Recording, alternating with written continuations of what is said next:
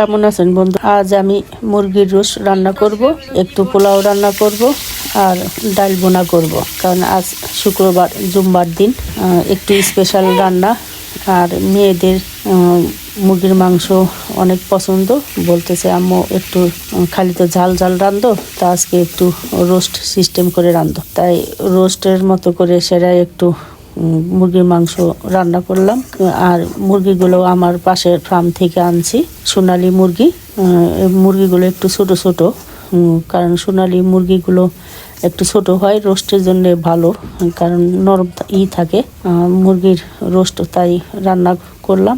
সাথে পোলাও রান্নার জন্যে আরেক চুলায় দেওয়া শুরু করলাম। একটু মাংসগুলো একটু উঠায়ে পরে পোলাও রান্না শুরু করলাম, কারণ পোলাওগুলো আমার ক্ষেতের ধানের চাল, নিজের হাতে গড়া পোলার চাল।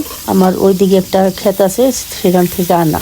সাথে ডাল ভুনা করার জন্য দিলাম, যে ডাল ভুনা করি।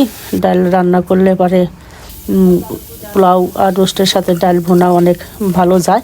একটু সালাদ করলাম, যে সালাদ দিয়ে সেরে খাওয়ার জন্য। সবাই ভালো থাকবেন, আমার জন্য দোয়া করবেন।